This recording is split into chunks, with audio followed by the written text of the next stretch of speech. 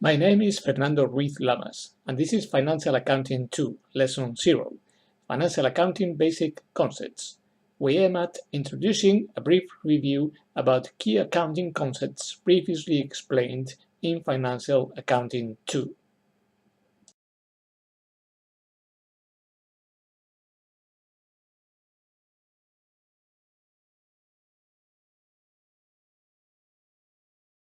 We'll start remembering that financial reporting main aims are the capture, measurement, representation, and communication to the stakeholders, by means of financial statements, a company's wealth and its variations, and of any other information that represents the economic reality of an entity, both in quantitative and qualitative terms.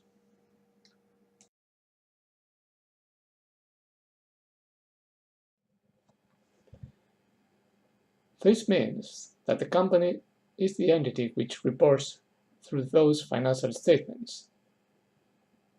Financial reporting refers to the company itself.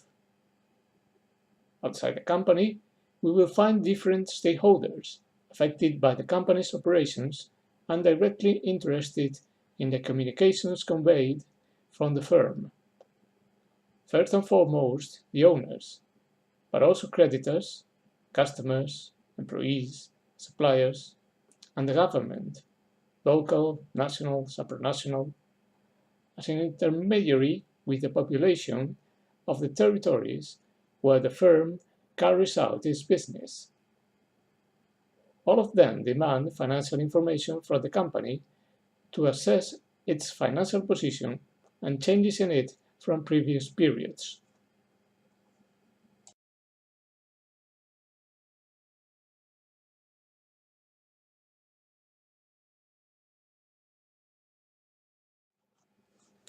In order to meet with the demands of the different users of financial information, when measuring wealth and its variations, we identify two primary financial statements: the balance sheet, or statement of financial position, and the profit and loss account, or income statement. The balance sheet measures wealth at a given date. Remember that we accountants refer from wealth with the term equity. As for the profit and loss account, it measures wealth or equity changes during the fiscal year, caused by the entity's operations.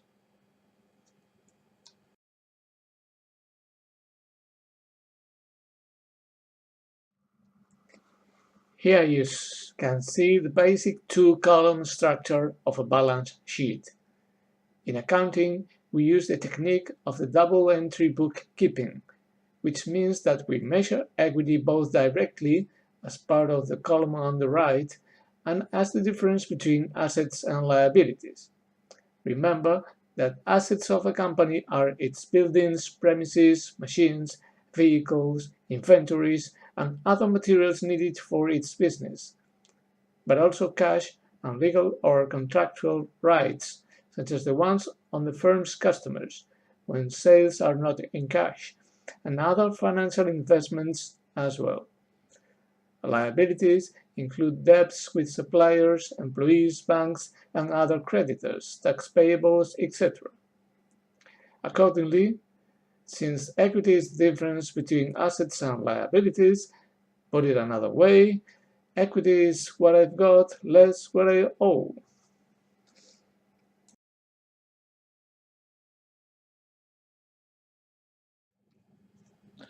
The profit and loss account measures changes in equity during a time interval caused by the operations carried out by the company. Incidentally, legal periodicity is every year. Increases in equity are income or gains, whereas decreases in equity are expenses or losses.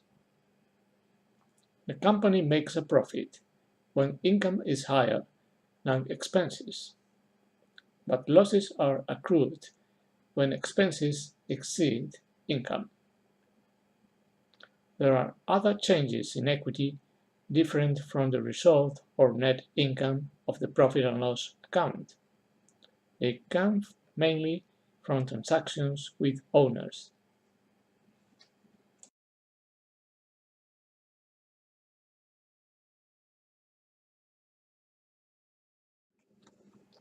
At the end of the fiscal period, for instance, as of the 31st of December, if the fiscal year matches with the calendar year, the result for the whole year from the 1st of January to the 31st of December will be disclosed as part of the equity in the balance sheet. We call regularization of income and expenses. The journal entry will record at the date of the balance sheet in order to sum up in a single account within the balance sheet the net income as the difference between income and expenses accounts. Please notice that not all changes in equity come from the result or net income of the profit and loss account. Other changes in equity derive mainly from transactions with owners, such as the issuance of new shares, dividends and other reimbursements to shareholders, treasury stock purchases and sales, etc.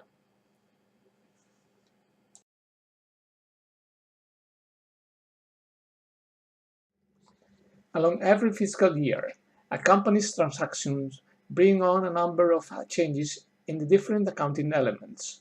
We record changes in assets and liabilities. We recognize new income and expenses, and other variations in equity, and so forth.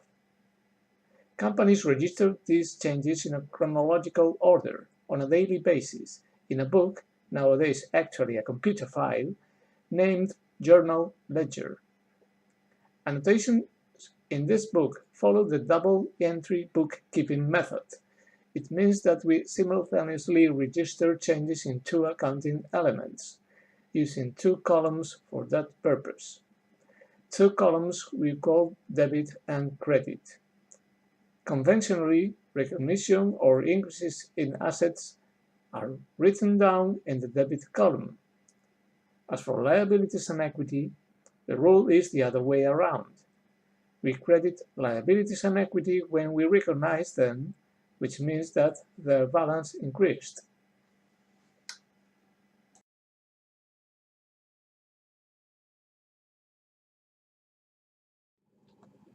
Accordingly, we debit assets when we recognize them, whereas the recognition or decreases in assets are registered in the credit column. But we are going to credit liabilities and equity when there is an increase in their balances, and in turn, we are going to debit liabilities and equity when we derecognize them, that is, their balances decreased.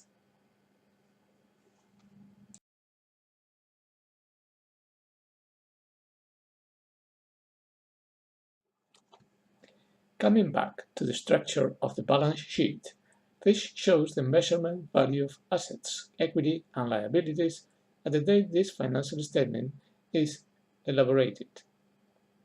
Hence, the numbers disclosed in the balance sheet stand for the accumulated registration in the journal ledger of increases and decreases in the value of assets, equity, and liabilities. In accounting terms, the balance sheet discloses the balances or carrying amounts for those accounting elements.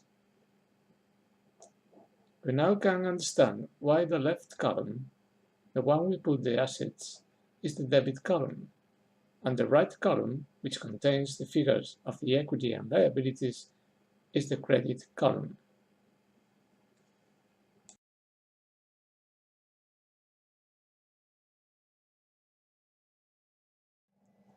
Since the result or net income of the profit and loss account is part of the equity, income and expenses, as changes in equity, follow the same registration rule as the rest of accounts or components of equity, when we fill in the journal ledger under the double entry bookkeeping method. This means that we debit expenses when we recognize them, since expenses are a decrease in equity, and we credit income when we recognize them, as they are increases in equity.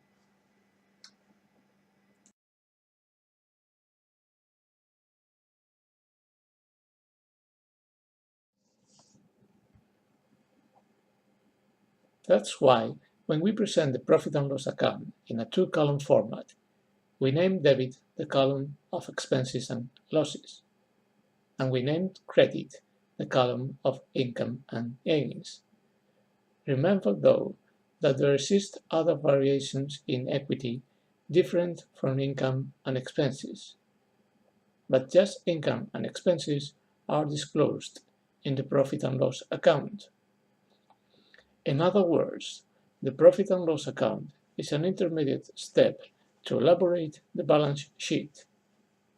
We previously disclosed the composition of net income in the profit and loss account as the difference between income and expenses related to the company's operations.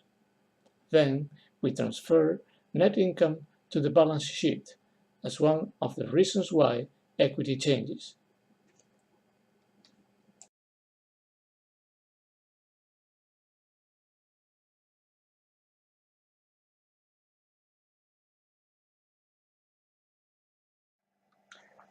Journal entries are the name for the annotations in the journal ledger. By them, we recognize and derecognize different kinds of assets, liabilities, and equity accounts, and when changes in equity are the result of the recognition of income and expenses, we use income and expenses accounts. Because of the double entry bookkeeping method, when we recognize or debit an asset, at the same time, either we must recognize or credit another asset, or we must recognize or credit a liability or equity, income or other equity account.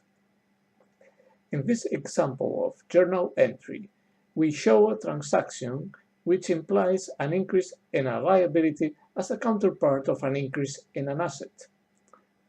The transaction consists of contracting a long-term borrowing from a bank, by which we collect €60,000 at the date of the journal entry. We debit the bank account for the increase in the asset cash bank account, and at the same time we recognize the debt with the bank. That is, we credit liability that stands for the debt with the financial institution. The code numbers on the left of both accounts are taken from the chart of accounts in the Spanish General Accounting Plan, as we will explain further ahead.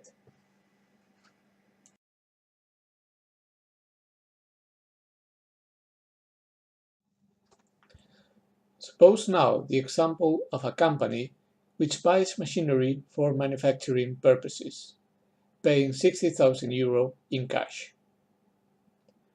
We recognize the increase in the asset machinery as a debit for €60,000, and at the same time we write down the decrease in the asset cash as a credit for €60,000 as well.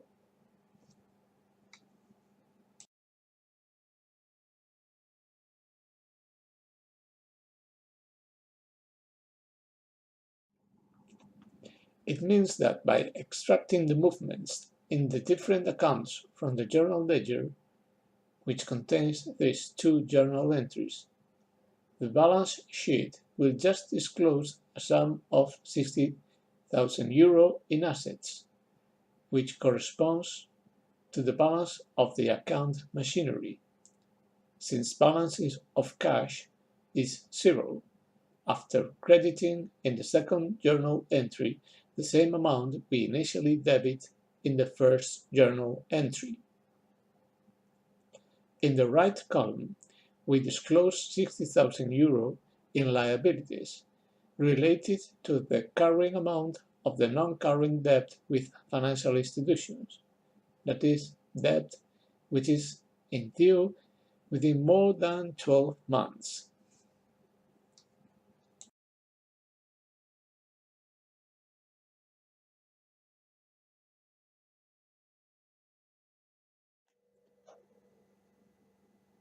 In the next slide, we find an example of a decrease in the balance of a liability, which corresponds with a decrease in an asset. The transaction is the reimbursement of a loan from a bank for 60,000 euro. We debit the liability, the account current debt with financial institutions, for 60,000 euro, and at the same time we credit an asset for the reduction in cash. Using the account, banks and financial institutions demand current accounts euros.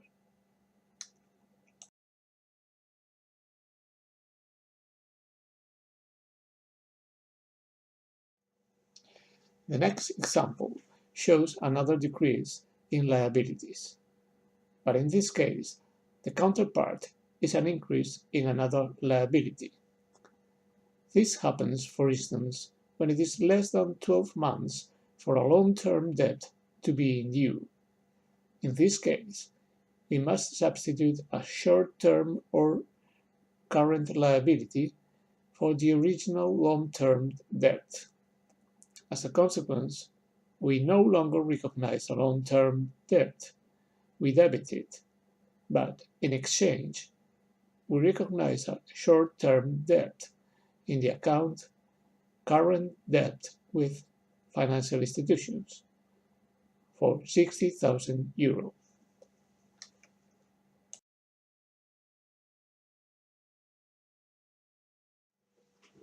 This is an example by which we account for an increase in assets and simultaneously recognize an increase in equity. Suppose a company which issued new shares, that is, legal rights issued by units of ownership interest in the firm, which has been acquired by several investors after paying a price of 60,000 euro. The company collects 60,000 euro from the investors and accounts for a debit in cash, which at the same time increases equity, crediting the account share capital, which in the balance sheet stands for the money the company collected from the shareholders in exchange of shares, as a way of financing the company's future operations, instead of borrowing money from banks or other creditors. Incidentally, this is an example of changes in equity without changes in net income, that is, without recognizing any income or expense in the profit and loss account.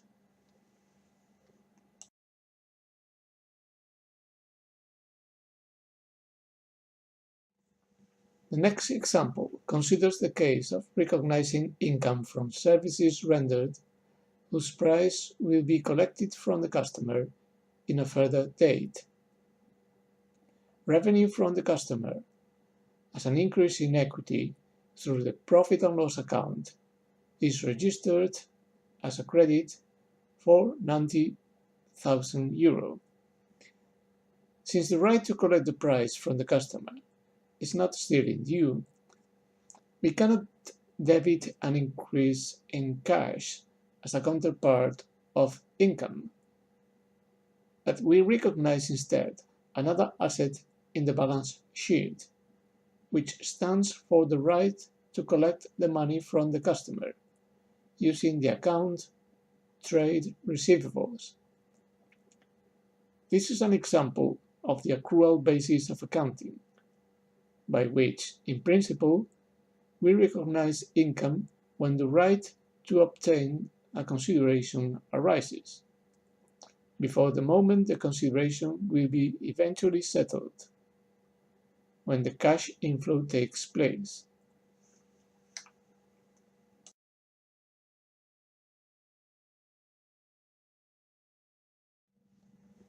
When a company monthly pays the workforce wages, in the journal ledger, we must write down a journal entry which debits the personal expenses, since it is a decrease in equity. The counterpart is a decrease in assets. We credit a cash account.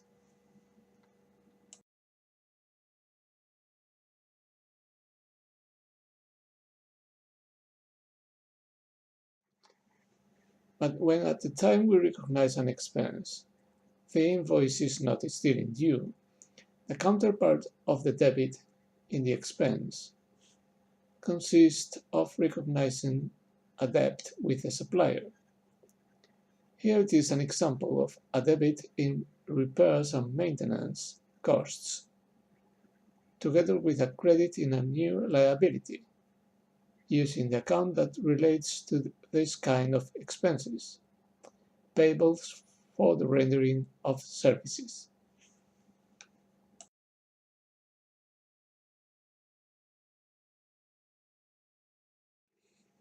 In the previous contents of the lesson, we referred to the chart of accounts as a list of accounts which describes different kinds of accounting elements, assets, liabilities, income, etc., according to the nature of the operations. We also explained what is the journal ledger, the book or file where we chronologically write down the journal entries, which let us record the variations in the different accounts as an exhibit of the nature and monetary value of the operations carried out by a company. Now we are going to introduce the journal ledger and the trial balance.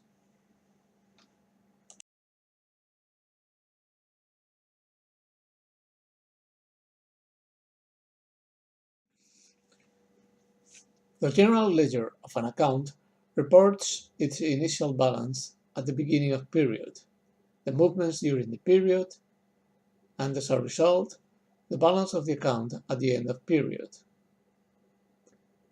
If it is an asset, the initial balance is in the debit column, as in the journal entries, increases in its value are registered as additional debits, whereas decreases are written down as debits. At the end of period, as for every asset, the sum of debits must be higher than the sum of credits, and the difference is the balance, the carrying amount of the asset in the balance sheet. In the example of general ledger, for an asset, cash, at the beginning of period 1, we start with a balance of 100,000 euro debit, which equals its balance at the end of the previous period. There was an outflow credit of 60,000 euro at the 1st of January due to the purchase of a truck. The next movement is an inflow from freight revenues, disclosed as a debit for 90,000 euro. The following movements are all outflows: wages, fuel, and taxes paid. We respectively write down debits for 30,000, 20,000, and 1,000 euro. At the end of period, the outcome is a final balance of 79,000 euro, which is the figure disclosed in the balance sheet as of the 31st of December, year 1.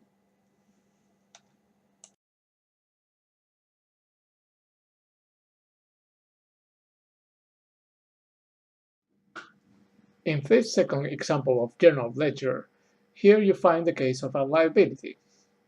At the end of the previous period, the 31st of December, year 0, the balance of this account was 20,000 euro. As of the 1st of January, year 1, we open a new period in the journal ledger. This means that we will start writing down a journal entry with the carrying amount of all the accounts previously recognized in the balance sheet as of the 31st of December, year 0. we debit the balances of all the assets, and we credit the balances of all the equity and liabilities accounts. From then on, as for the account non-current debt with financial institutions, at the 6th of June year 1, in the journal ledger, we wrote down a credit in this liability for €50,000, and as a counterpart, suppose we debit cash. From the journal ledger, we extract the movement reported in the journal ledger as an increase in the balance of the account non-current debt with financial institutions, as you can see in the second line. The number on the right is the number of the journal entry. At the end of period X1, we add up interest accrued on the debt, a credit for €1,000, and we do recognize €60,000. That is, we debit it, when this amount becomes a short-term debt. In the balance sheet as of the 31st of December year 1, the non-current debt with financial institutions will exhibit a final credit balance of €11,000. In the column on the right, we may check the number of the journal entry which corresponds with every movement.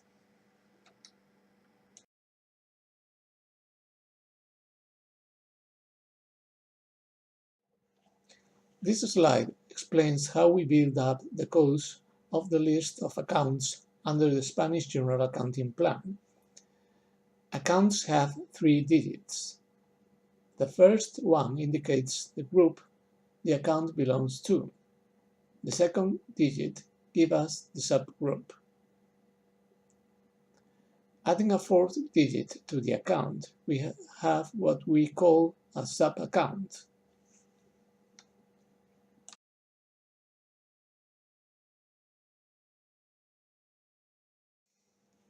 If we remember the basic structure of a balance sheet, where we recognize assets as a debit and equity and liabilities as a credit, the codification in the chart of accounts intends to allocate homogeneous groups of these accounting elements.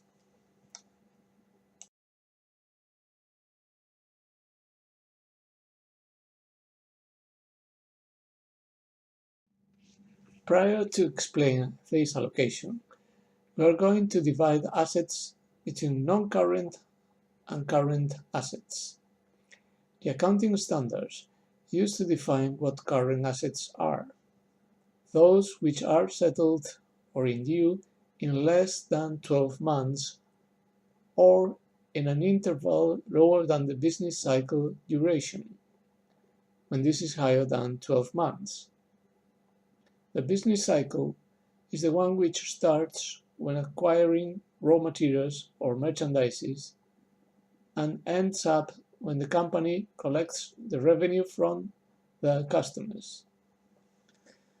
Similarly, current liabilities are the ones which are settled or in due in less than 12 months or in an interval lower than the business cycle duration, should this one be higher than 12 months. For instance, in shipping building companies.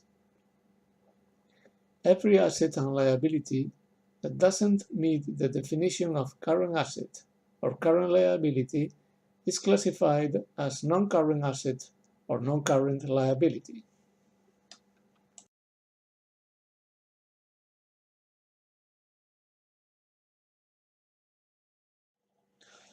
Coming back to the chart of accounts codification, Group 1, that is accounts whose first digit is number 1, includes basic or permanent finance accounts, equity and non-current liabilities. Group 2 is for non-current assets exclusively. Group 3 are inventories accounts, raw materials, merchandise, work in progress, finished goods, and so forth. Group 4 is both for trade payables and trade receivables from the company's operations. That is, debts with suppliers and other current liabilities and trade receivables from customers and other current assets, provided that they are linked to the company's operations. Finally, Group 5, that is, accounts whose first digit is number 5, comprises current financial assets and liabilities, including cash accounts, short-term financial investments, and short-term debt with financial institutions.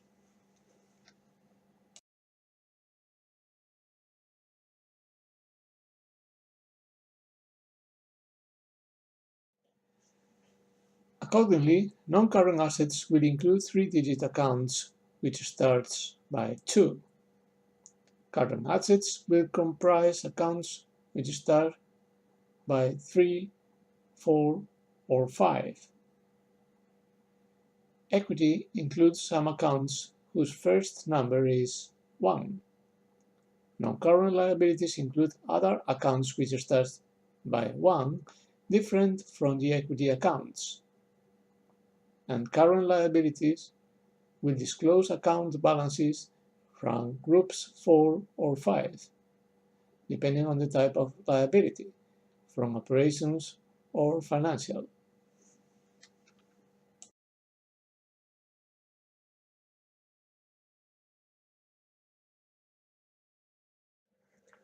Here you have examples of accounts within Group 1, Basic Financing. The account 100 is share capital, an equity account which stands for the price the owners paid for the shares. Also, an equity account number 129, profit or loss for the period, is the difference between income and expenses for the year in the balance sheet at the end of the fiscal year. Hence, the account 170, non-current debt with financial institutions, is disclosed within non-current liabilities.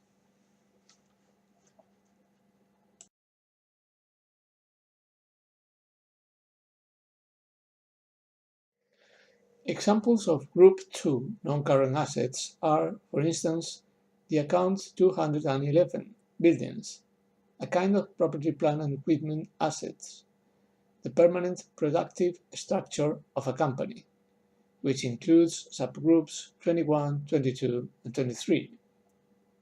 The account 252, non-current loans, is an example of long-term financial investment, originated by loans to third parties.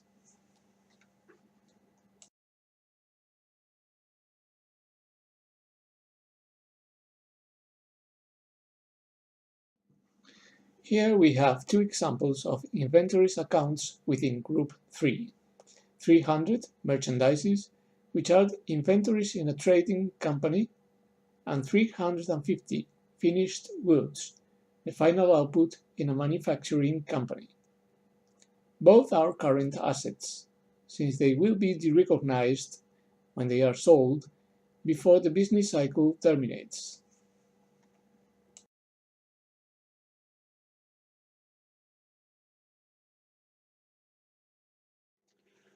Among Group 4 accounts, the more typical ones are number 400 and number 430.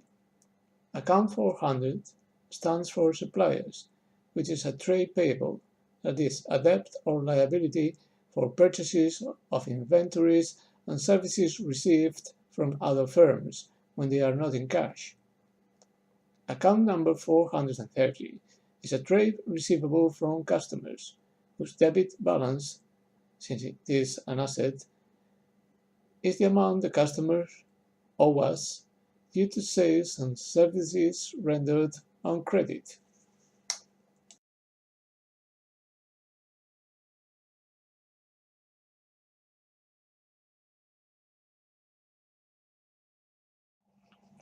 Within Group 5, we may find these three examples of financial assets and liabilities. Account 520, current debt with financial institutions, which, as you can easily deduct, is a current liability in the balance sheet, and two examples of current assets. Account 540, current investments in equity instruments, which stands for the value of shares our company possesses in other companies' equity, and account 572, banks and financial institutions demand current accounts euro, disclosing the balance of a company's typical bank account.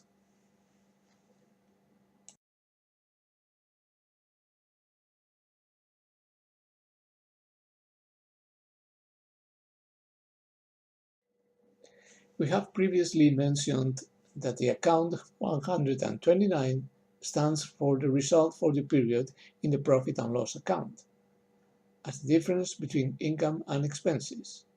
This number is recognized as equity in the balance sheet at the end of the fiscal year. In order to disclose the components of the result for the period, we use Group 7 accounts for income and gains, and Group 6 for expenses and losses accounts. In terms of journal entries, in the column on the left, we debit expenses, equity reductions, and in the column on the right, we credit income, equity increases. Please notice that the profit and loss account or income statement is, in fact, the general ledger for the balance sheet account 129.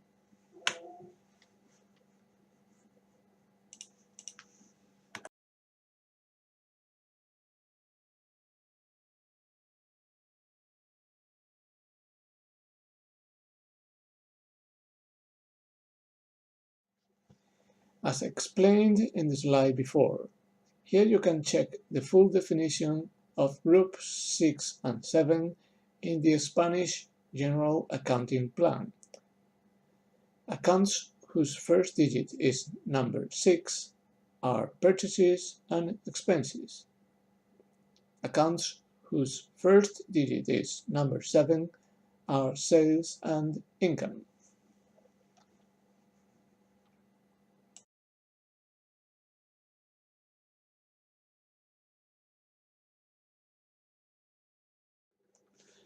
For instance, within Group 6, we may find the account 600, merchandise purchased, which refers to the cost of procurement by the company of trading inventories included in subgroup 30.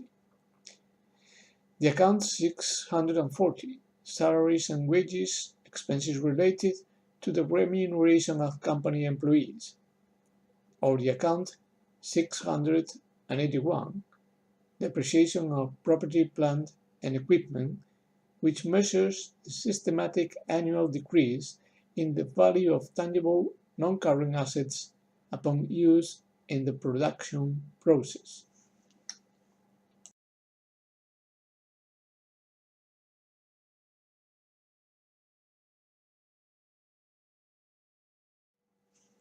As for Group 7 accounts examples, we can remark the account 700, merchandise sold, which stands for the price of transactions involving the outflow or delivery of goods and services forming part of the company's trade operations. The account 766, gains on investments and debt securities, gains generated on the disposal of debt securities and equity instruments when the cash inflow of the disposal is higher than the carrying amount of the item disposed of, or the account 771, gains on property, plant, and equipment similar to the previous one, and when the asset disposed of is a tangible, non-current asset the company has been used in its production process.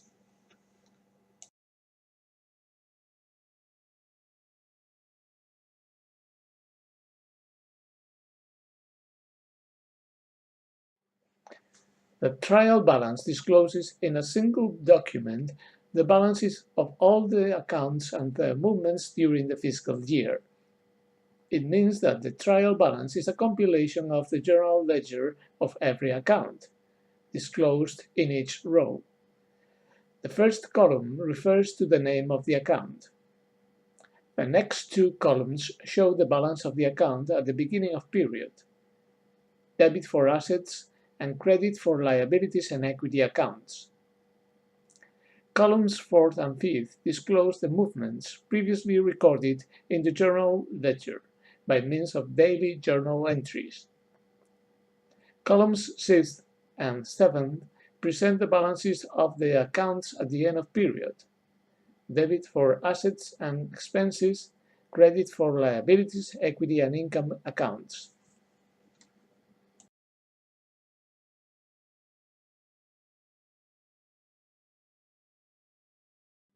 In order to elaborate the balance sheet, at the end of period, in the trial balance, we add two regularization columns so as to sum up the income and expenses accounts balances into a single account. This account is number 129, profit or loss for the period.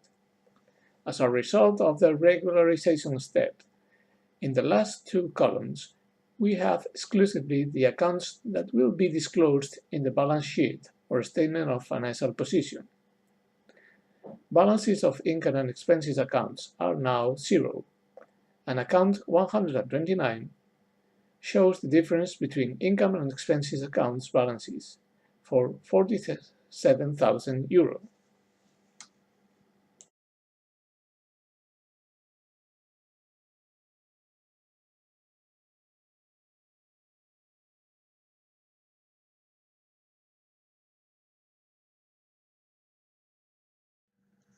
As a way to go over this lesson, I propose you to try to solve this example. Company A is funded at the 31st of December, year 0, with a cash balance of 100,000 euro from its owners. At the 2nd of January, year 1, A buys a truck in cash and hires a driver. Cost of the truck, 60,000 euro. Estimated useful life, 5 years. Financial data as of the end of year 1, freight revenue, 90,000 euro, wages, 30,000 euro, fuel costs, 20,000 euro, taxes, 1,000 euro. You must elaborate balance sheet at the 1st of January, year 1, journal ledger until the 31st of December, year 1, ledger accounts until the 31st of December, year 1, trial balance at the 31st of December, year 1, profit and loss account at the 31st of December, year 1, and balance sheet at the 31st of December, year 1.